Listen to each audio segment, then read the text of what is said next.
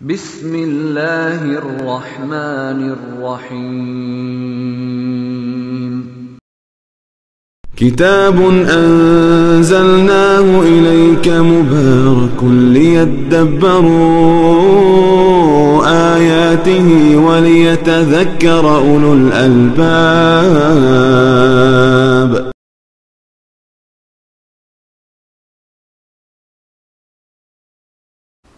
Bismillah, alhamdulillah, wassalatu wassalamu ala rasulillah. Bienvenue à vous tous pour une nouvelle vidéo, Inch'Allah, sur les messages coraniques. Aujourd'hui, Inch'Allah, on s'arrête sur les versets 204, 5, 6 et 7. Dieu dit, dans la traduction, il y a parmi les gens celui dont la parole sur la vie présente te plaît et qui prend Dieu à témoin de ce qu'il a dans le cœur, tandis que c'est le plus acharné disputeur. Dès qu'il tourne le dos, il parcourt la terre pour y semer le désordre et saccager culture et bétail. Dieu n'aime pas le désordre. Et quand on lui dit « redoute ton Seigneur », l'orgueil criminel s'empare de lui, l'enfer lui suffira, et quel mauvais sort certes pour lui. Et il y a parmi les gens celui qui se sacrifie pour la recherche de l'agrément de Dieu, et Allah est compatissant envers ses serviteurs. Dans ces 4 versets, mes frères et sœurs, Dieu nous rappelle 2 catégories de personnes. Pour les 3 premiers, il s'agit d'une catégorie, et pour le dernier, c'est encore une autre catégorie. À l'instar des 2 catégories qui étaient citées dans les versets, au milieu des versets du pèlerinage, فَمِنَ النَّاسِ مَنْ يَقُولُ رَبَّنَا آتِنَا فِي الدُّنْيَا وَمِنَ النَّاسِ مَنْ يَقُولُ رَبَّنَا آتِنَا فِي الدُّنْيَا حَسَنَةً. Les premières catégories citées dans les versets du pèlerinage, il s'agit de 2 sortes de personnes.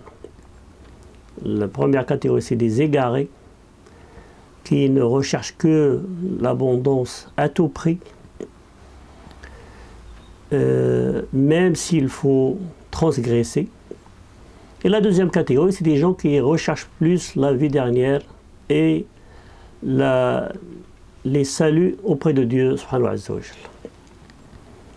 Dans ces versets 204, 5, 6 et 7, on retrouve, à l'instar des premières catégories, une nouvelle ou 2 nouvelles catégories.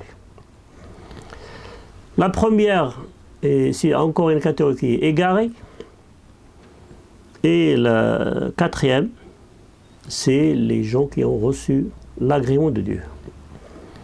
Quelles sont les qualités de la première catégorie et la qualité de la deuxième?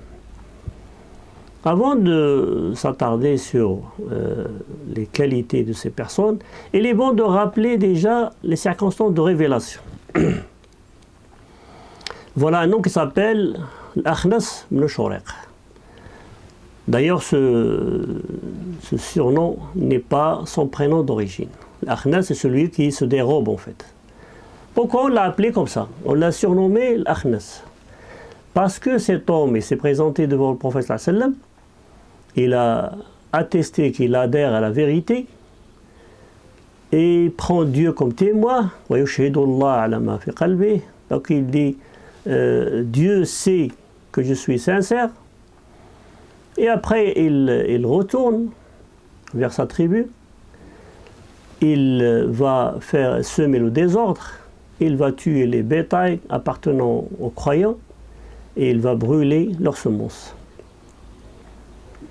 Cet homme, malgré que le verset il le concerne, le Coran ou les règles fondamentales du Coran nous enseignent que les versets ne concernent pas forcément un tel ou une telle.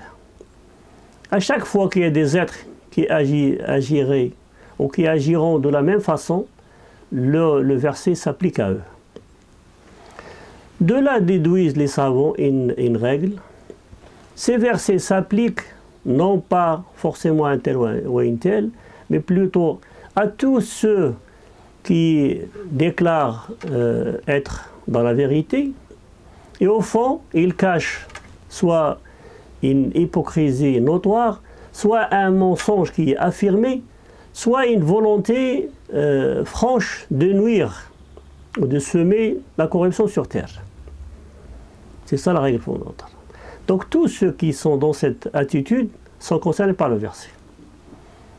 L'imam Tirmidhi rapporte dans son livre Tuhfa qu'il est dit dans certains livres saints appartenant à Dieu qu'il y a des êtres d'apparence avec d'une certaine apparence, ils ont les langues aussi doux et même davantage mieux que le miel, en cachant un cœur de cactus. Enfin, il y a de l'amertume dans leur cœur. Ils s'habillent avec des peaux de mouton, alors qu'ils ont des cœurs de loup. C'est des gens qui, en fait, ils donnent une fausse apparence aux autres, alors qu'ils ont une vraie volonté de nuire, de tricher, de tromper. Donc, les savants de l'islam disent, à chaque fois qu'on retrouve des êtres de cette qualité, les versets s'appliquent à eux. Et Dieu nous dit dans le verset les concernant, et quand on leur dit, ou quand on lui dit redoute Dieu, crains ton Seigneur, l'orgueil criminel s'empare de lui. En fait, il ne veut pas adhérer à accepter la volonté divine. Je vous raconte à ce sujet une anecdote.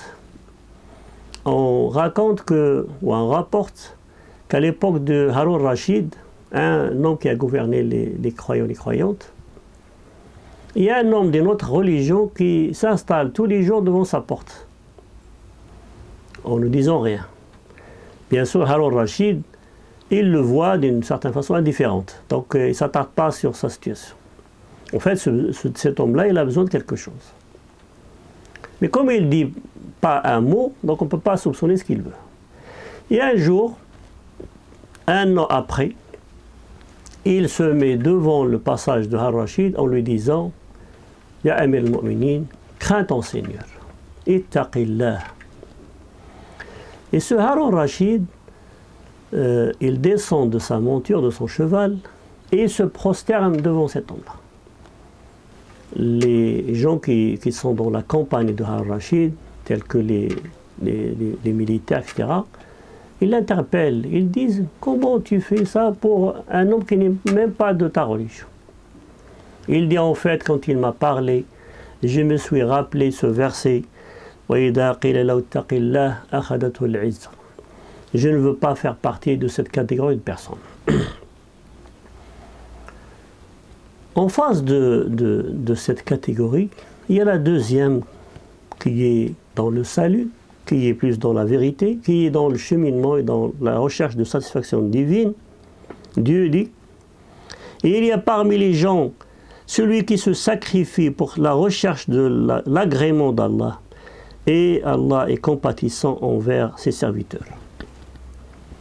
Ce verset concerne, il est révélé en l'occurrence au sujet de Suhaib al-Rumi.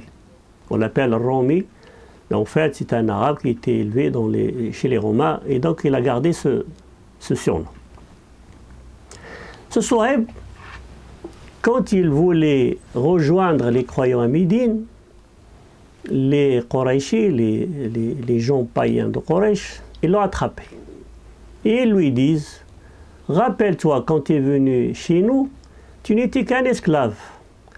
Et à cause de nous, grâce à nous, tu as pu acquérir toute cette richesse. Donc tu ne pourras partir que si tu laisses ta richesse. Sur ce, Suhaib, il sort ses flèches et se prépare pour faire le tir. Et il dit, vous savez tous que je suis très doué pour le tir. Je vais finir toutes mes flèches et s'il faut, je vais utiliser mon épée. Vous ne pouvez même pas m'atteindre, sauf si je suis mort. Alors ils lui disent, non, on ne recherche pas ça. Si tu nous donnes ou tu nous indiques ta richesse, on pourra te laisser partir.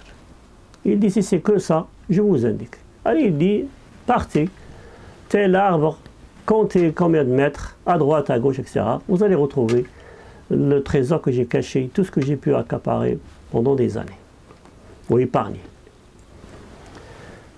Et donc, c'était vrai ce qu'il a dit. Et il le laisse partir. Et quand il arrive à Médine, le prophète sallam le reçoit avec un grand sourire et il dit, Rabih al-Bay' Aba Yahya, le commerce que tu as conclu avec Dieu, sache qu'il est accepté, qu'il est florissant. Le commerce, bien sûr, de la vie dernière.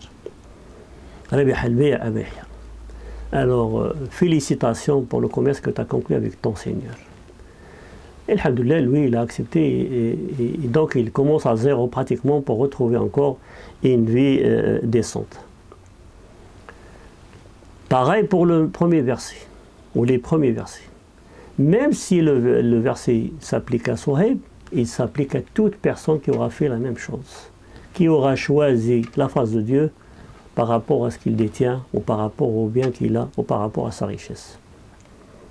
On arrive, mes frères et sœurs, à la fin de ce petit message. Bien sûr, vous aurez compris que je ne suis pas en train de faire tafsir. Nous, on s'arrête sur des messages. On voudrait des messages qui nous rapprochent de Dieu. Qu'est-ce qu'on pourra retenir à la fin?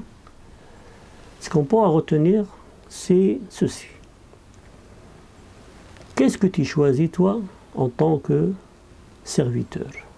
Est-ce que tu choisis d'être parmi la première catégorie, qui est plus dans la corruption, qui est plus dans semer le désordre, qui est plus dans le fait de nuire aux autres, à tout prix, des fois même au nom de la religion? Dieu dit dans le Coran, Wallahu la yuhibbul fasad, Dieu n'aime pas le désordre. D'où il vient, de n'importe quelle religion, n'importe quelle personne, Dieu n'aime pas le désordre, ni la corruption. Donc, méfiez-vous des gens qui vous disent, au nom de la religion, on pourrait faire ceci ou cela, ou tuer, ou voler, etc. etc. Ce n'est pas dans ces termes-là. Ou alors, la religion, c'est une religion de désordre. Ce n'est pas une religion. Ça ne peut pas s'appeler une religion. En face, il y a des gens qui sont plus dans l'amour des autres, apporter le bien autour de soi, être bienfaisant vis-à-vis des autres, des serviteurs de Dieu, toutes les créations. Donc, à nous de choisir ce qu'on veut. Quant à moi, Inch'Allah, je vous incite à être plus dans la deuxième catégorie, tel que Souhaib, qui a cherché partir, même s'il faut sacrifier tout ce qu'il a gagné pour aller vers Dieu et retrouver le salut auprès de lui. Inch'Allah, vous aurez compris le message. Allah yafqna wa iyyakum. Assalamu alaikum wa rahmatullahi ta'ala wa barakatuh. كتاب الله كتاب الله كتاب الله كتاب الله كتاب الله كتاب الله كتاب الله للأرواح روح به تحيا النفوس وتستريح كتاب الله للأرواح روح به تحيا النفوس وتستريح وتمتلئ القلوب به طموحا وللفردوس يحملها الطموح كتاب الله كتاب الله كتاب الله يروح بها يروح بها يروح بها يروح بها يروح بها عن الدنيا بعيدا وما أسماه حين بها يروح يروح بها يروح بها يروح بها يروح بها يروح بها عن الدنيا بعيدا وما أسماه حين بها